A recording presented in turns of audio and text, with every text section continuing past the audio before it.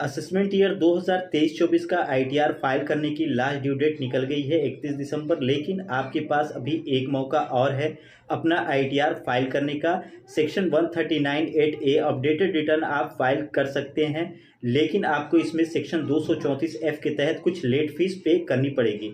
आपकी अगर इनकम 2.5 लाख से कम है तो आपको कोई लेट फीस पे नहीं करना पड़ेगा, लेकिन आपकी 2.5 लाख से लेके 5 लाख तक की इनकम है तो आपको 1,000 रुपया लेट फीस पे करना पड़ेगा। या आपकी इनकम 5 लाख से अबव है, ऊपर है, तो आपको 5,000 रुपया लेट फीस पे करना पड़ेगा। अगर आप पे किसी भी प्रकार का नोटिस आया हुआ है, सेक्शन 133C का नोटिस आया हुआ है, फेक डिडक्शन का नोटिस आया हुआ है, तो आप अपने आईटीआर को रिवाइज भी कर सकते हैं अपडेटेड रिटर्न में। तो चलिए आज हम लोग इसका सारा का सारा प्रोसेस जानेंगे कि अपडेटेड रिटर्न हम लोग कैसे फाइल करते हैं या अपडेटेड रिटर्न को कैसे रिवाइज करते हैं। आज सारा का सारा जानकारी हम लोग जानेंगे। तो उसके लिए आपको अपने मोबाइल में या अपने कंप्यूटर में ओपन कर लेना है इनकम टैक्स की ऑफिशियल वेबसाइट को। लेकिन मैं आपको बता दूं एक बात कि अपडेटेड रिटर्न जो है वो मोबाइल से फाइल नहीं हो पाएगा, काफ़ी दिक्कत होगी, क्योंकि ये एक्सेल यूटिलिटी से फाइल होता है। तो इसके लिए आपके पास कंप्यूटर या लैपटॉप होना ज़रूरी है, तभी आप अपडेटेड रिटर्न फाइल कर सकते हैं। तो चलिए चलते हैं हम लोग ऑफिशियल वेबसाइट पे और देखते हैं आगे का प्रोसेस। इस तरीके से इनकम टैक्स डिपार्टमेंट की ऑफिशियल वेबसाइट खुल के आ जाएगी। यहाँ पे आपको अपडेटेड रिटर्न फाइल करने के लिए एक्सेल यूटिलिटी डाउनलोड करना होगा। तो उसके लिए आपको यहाँ मेनू में डाउनलोड का एक ऑप्शन दिख रहा है, उस पर क्लिक कर देंगे। क्लिक कर देने के बाद यहाँ पे आप अपना असेसमेंट ईयर चूज़ कर लीजिएगा, करंट असेसमेंट ईयर। उसके बाद आप जो भी आईटीआर का फॉर्म भरना चाहते हैं, आईटीआर 1, आईटीआर 2, आईटीआर 3, आईटीआर 4, तो जो भी आप फॉर्म भरना चाहते हैं उसको सेलेक्ट कर लीजिएगा। आईटीआर 1 जो होता है वो सैलरी, पेंशन और अदर इनकम के लिए होता है, और सैलरी और पेंशन के साथ साथ आपके पास कैपिटल गेन की इनकम है तो आप आईटीआर 2 में जा सकते हैं। अगर आपकी बिजनेस इनकम है साथ साथ कैपिटल गेन की इनकम है तो आईटीआर 3 में जा सकते हैं, या आपकी सिर्फ बिजनेस इनकम है तो आप आईटीआर 4 को सेलेक्ट कर सकते हैं। तो मैं यहाँ पे आईटीआर 1 को सेलेक्ट कर लिया हूँ, मेरी जो है सैलरी से इनकम है। तो आईटीआर 1 सेलेक्ट करने के बाद डाउनलोड कर लेंगे यूटिलिटी को। डाउनलोड करने के बाद यहाँ से शो इन फोल्डर पे क्लिक कर देंगे। क्लिक करने के बाद इस तरीके से एक्सट्रैक्ट फाइल रहेगी, तो इसको राइट क्लिक करके ऑल एक्सट्रैक्ट फाइल पे क्लिक कर देंगे। क्लिक कर देने के बाद ये फोल्डर में कन्वर्ट हो जाएगी, तो फोल्डर ओपन कर लेंगे। फिर यहाँ पे एक्सेल की फाइल दिख रही है, उस पर डबल क्लिक करके इसको ओपन करेंगे। तो चलिए मैं यहाँ पे इसको ओपन कर लेते हैं। ओपन करने के बाद इस तरीके से एक्सेल शीट डाउनलोड होके ओपन हो जाएगी। ओपन करने के बाद यहाँ पे ऑप्शन पे क्लिक करके इसको अनेबल कर देना है। अनेबल करने के बाद यहाँ पे ओके कर दीजिएगा इस मैसेज पे। फिर उसके बाद यहाँ पे आपको इसका फॉर्म खुल के आ जाएगा, यहाँ पे अपनी डाटा फिलअप करनी है। लेकिन आपको इनकम टैक्स के पोर्टल पे जब रजिस्ट्रेशन करते हैं तो वहाँ से आपको एक प्री फिल्ड डाटा मिलती है, तो वहाँ से आपको प्री फिल्ड डाटा ला के और यहाँ पे अपलोड करना है। तो उसके लिए आपको यहाँ पे सबसे पहले अपना लॉगिन कर लेना है। लॉगिन कर लेंगे अपने पैन कार्ड से। अगर आपके पास लॉगिन आईडी पासवर्ड नहीं है, आप फर्स्ट टाइम अपना आईटीआर फाइल कर रहे हैं, तो आप पहले रजिस्ट्रेशन कर लें। रजिस्ट्रेशन में कोई भी प्रॉब्लम आए करने में तो उसके लिए हमने ऑलरेडी वीडियो बना के अपने चैनल पे अपलोड कर दिए हैं, जिसका लिंक आपको डिस्क्रिप्शन में मिल जाएगा, आप जाके उसको देख लीजिए। देखने के बाद सबसे पहले अपना रजिस्ट्रेशन कर लीजिए। रजिस्ट्रेशन करने के बाद फिर आपको यहाँ पे लॉगिन वाले बटन पे क्लिक करना है। लॉगिन वाले बटन पे क्लिक करके यहाँ पे आपको अपना पैन कार्ड नंबर डाल देना है। फिर यहाँ पे नीचे कंटिन्यू वाले बटन पे आपको क्लिक कर देना है। पैन नंबर डाल के कंटिन्यू वाले बटन पे क्लिक कर देंगे। क्लिक करने के बाद यहाँ पे चेक मार्क करके यहाँ पे पासवर्ड डाल देंगे, जो आप पासवर्ड बनाए होंगे। पासवर्ड डाल देने के बाद यहाँ पे कंटिन्यू वाले बटन पे क्लिक करके कंटिन्यू कर देंगे। कंटिन्यू कर देने के बाद इस तरीके से आपका लॉगिन पैनल खुल के आ जाएगा। तो फिर उसके बाद आपको यहाँ पे फाइल मेन्यू में जाना है, फिर इनकम टैक्स रिटर्न में जाना है। फिर यहाँ पे देखिए नीचे से आपको डाउनलोड प्री फिल्ड डाटा का ऑप्शन दिख रहा है, उसी पे आपको क्लिक कर देना है। क्लिक कर देने के बाद यहाँ से आपको करंट असेसमेंट ईयर अपना चूज़ कर लेना है। फिर यहाँ से डाउनलोड वाले बटन पे क्लिक करके इसको डाउनलोड कर लेना है। लेकिन अगर आप फर्स्ट टाइम इस पोर्टल पे आए हैं तो आपको सबसे पहले अपना बैंक अकाउंट इस पोर्टल पे आपको लिंक करना होगा। तो पहले अपना बैंक अकाउंट इसमें लिंक कर लें। यहाँ पे लिंक करने के लिए प्रोफाइल में जाएंगे, माई प्रोफाइल पे क्लिक करेंगे। क्लिक करने के बाद यहाँ पे देखिए माई बैंक अकाउंट का ऑप्शन दिख रहा है, इसी पे क्लिक कर देंगे। क्लिक करने के बाद यहाँ पे एडेड बैंक अकाउंट का ऑप्शन दिख रहा है, इस पर क्लिक करेंगे। क्लिक करने के बाद यहाँ पे आपको अपना बैंक अकाउंट का नंबर डाल देना है, फिर कंफर्म अकाउंट नंबर डाल देना है, फिर अपना अकाउंट टाइप चूज़ कर लेना है, सेविंग है, करंट है, कैश क्रेडिट है, जो भी होगा आप यहाँ से चूज़ कर लीजिएगा। चूज़ करने के बाद यहाँ पे प्राइमरी सिंगल है या जॉइंट खाता है आप उसको चूज़ कर लीजिएगा। फिर आपने बैंक का IFSC कोड यहाँ पे आपको मेंशन कर देना है। फिर यहाँ पे नॉमिनी वाला जो ऑप्शन पूछ रहा है यहाँ पे यस कर देना है। यस करने के बाद यहाँ पे आपको वैलिडेट का जो बटन दिख रहा है उस पर वैलिडेट कर देंगे तो आपका बैंक अकाउंट लिंक हो जाएगा। फिर आप इस पेज पे आ जाइएगा और फिर आप प्रीफिल डाटा को यहाँ से डाउनलोड कर लीजिएगा। तो यहाँ पे डाउनलोड वाले बटन पे क्लिक कर देंगे तो यहाँ पे देखिए नीचे डाउनलोड होने लगा है। फिर इसको ओपन लोकेशन पे क्लिक कर देंगे तो यहाँ पे देखिए इस तरीके से फाइल ओपन हो जाएगी। फिर आपको एक्सेल शीट में चले जाना है। फिर यहाँ पे देखिए राइट साइड में आपको पाँचवें नंबर पे दिख रहा है इंपोर्ट फाइल का ऑप्शन दिख रहा है। ये हमारी फाइल करप्ट हो गई, मैं दोबारा से इसको ओपन कर लेता हूँ। तो मैं इसको दोबारा से ओपन कर लिया हूँ। ओपन कर लेने के बाद यहाँ पे प्रीफिल डाटा पे क्लिक करना है, फिर यहाँ से ओके कर देना है। फिर आप जहाँ पे भी आपकी डाटा रखे हैं उसको सेलेक्ट करके यहाँ पे ओपन कर देना। ओके करेंगे तो देखिए यहाँ पे ऑटोमेटिक सारा का सारा डाटा जो है वो फीड अप हो जाएगा। हो जाने के बाद फिर से आपको पहले वाले ऑप्शन में आ जाना है, इनकम वाले में। फिर आपको यहाँ पे नीचे स्क्रॉल डाउन करना है और जो भी कॉलम छूटा रह गया उसको फिलअप करना है। तो यहाँ पे आप पूछ रहा है कि आप कैसे एम्प्लॉय हैं, स्टेट हैं, गवर्नमेंट है, पेंशनर हैं, स्टेट पेंशनर हैं, सेंट्रल पेंशनर हैं या प्राइवेट सेक्टर से हैं। तो मैं प्राइवेट सेक्टर को अदर पे चूज़ कर लेते हैं। चूज़ करने के बाद यहाँ पे पूछ रहा है कि आप न्यू रिज्यूम में अपना ITR फिलअप करना चाहते हैं। अगर न्यू रिज्यूम में करना चाहते हैं तो यस करेंगे, नहीं तो नो कर देंगे। नो कर देने के बाद नीचे आएंगे, यहाँ पे फाइल टाइप आपको चूज़ करना है कि आप क्या फाइल टाइप कर रहे हैं, रिवाइज है कि आप अपडेटेड रिटर्न फाइल कर रहे हैं। तो यहाँ पे आपको अपडेटेड रिटर्न को चूज़ कर लेना है। सेक्शन 139(8)(a जो है वो ही अपडेटेड रिटर्न है, उसको आप चूज़ कर लीजिएगा।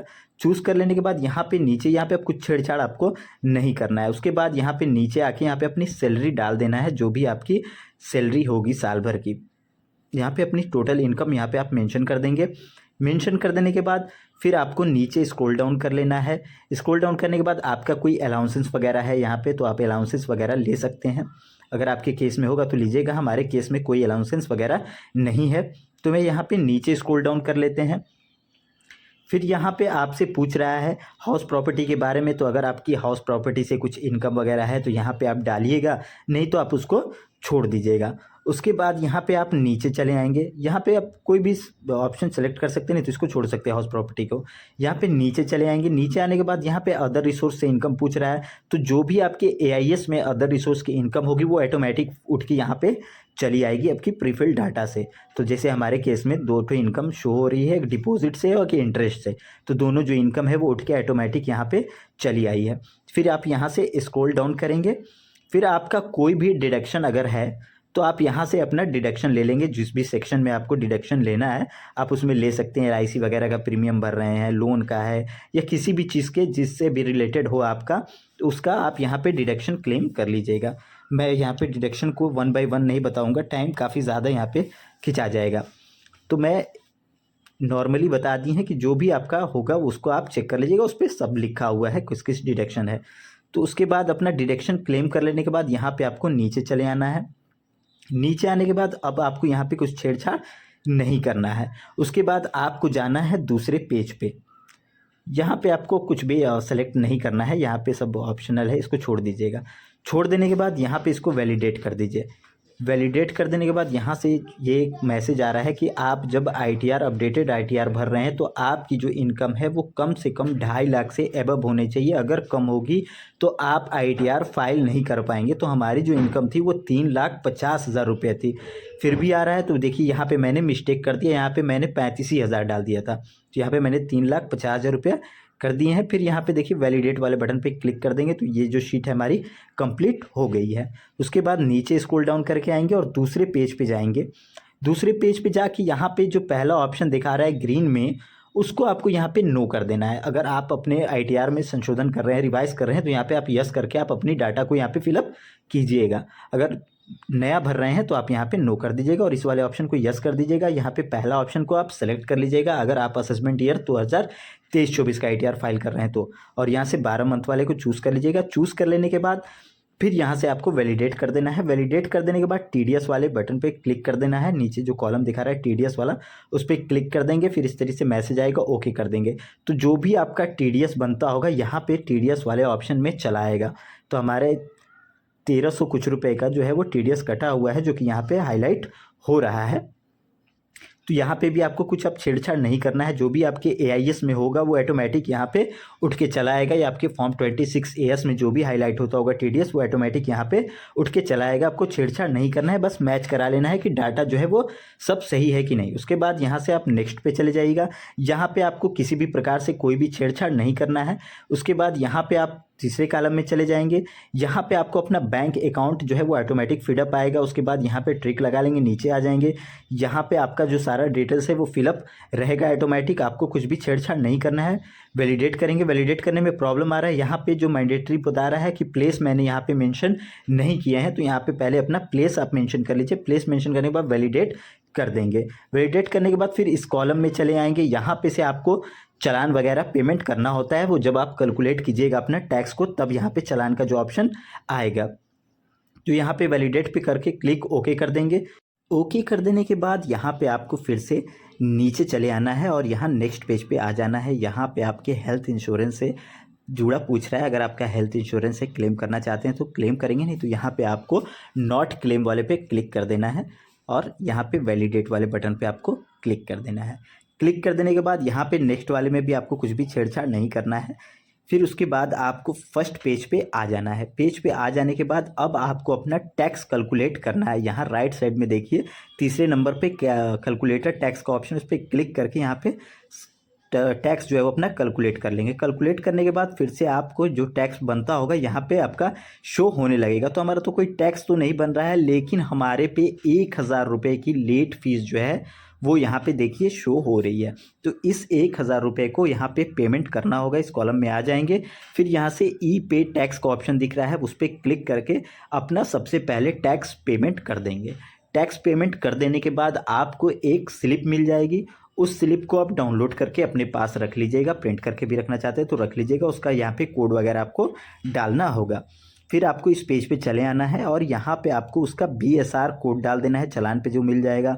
चालान की डेट डाल देना है और चालान का सीरियल नंबर यहाँ पे डाल देना है और क्या अमाउंट आप पे किए हैं। तो मैं 1000 रुपया पे किया हूँ, तो उस 1000 रुपये को यहाँ पे आपको मेंशन कर देना है। मेंशन करने के बाद वैलिडेट कर देंगे। फिर उसके बाद यहाँ पे कैलकुलेट टैक्स कर देंगे। फिर उसके बाद आपको जनरेट JSON फाइल पे क्लिक करके आपको अपनी JSON फाइल जनरेट कर देनी है। तो इस तरीके से जनरेट कर लेंगे, ओके ओके कर देंगे। फिर यहाँ से सेव JSON फाइल पे क्लिक कर देंगे।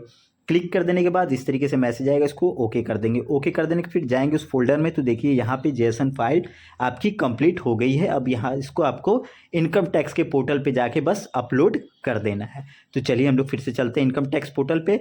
यहाँ पे पोर्टल पे आ जाने के बाद इनकम टैक्स रिटर्न पे जाना है आपको। फिर फाइल इनकम टैक्स रिटर्न पे क्लिक करना है।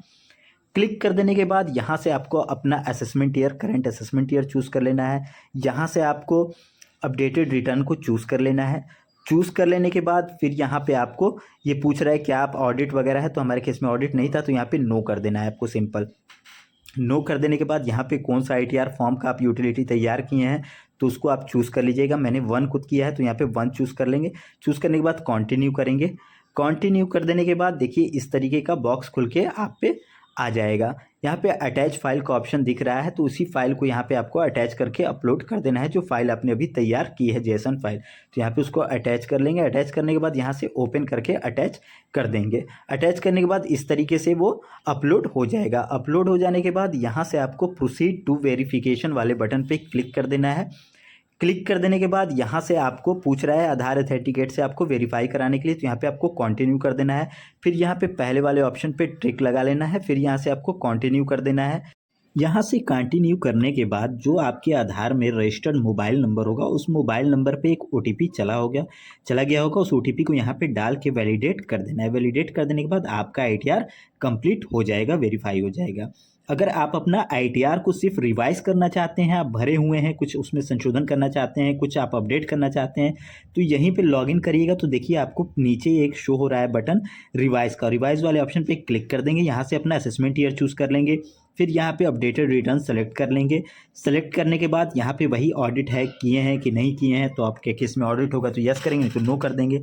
नो करने के बाद यहाँ पे अपना फॉर्म को सेलेक्ट कर लेंगे। सेलेक्ट कर लेने के बाद यहाँ से कंटिन्यू करेंगे। कंटिन्यू करने के बाद यहाँ पे फिर कंफर्म का मैसेज आ जाएगा, कंफर्म कर देंगे। कंफर्म कर देने के बाद उसी तरीके से आप यहाँ पे अटैच करके फाइल को अपलोड कर देंगे। अपलोड कर देंगे तो आपका फॉर्म रिवाइज हो जाएगा। तो इस तरीके से आप अपना अपडेटेड रिटर्न फाइल कर सकते हैं या 31 दिसंबर के बाद अपने आईटीआर को रिवाइज कर सकते हैं। तो अगर आपको ये जानकारी पसंद आई है, ज़्यादा से ज़्यादा लोगों से शेयर कीजिए और साथ ही साथ हमारे इस चैनल को सब्सक्राइब तो आप कर ही लीजिए, क्योंकि मैं ऐसी ज़बरदस्त इन्फॉर्मेशन आप लोगों के लिए लाता रहता हूँ। इसलिए हमारे इस चैनल को सब्सक्राइब कर लीजिए।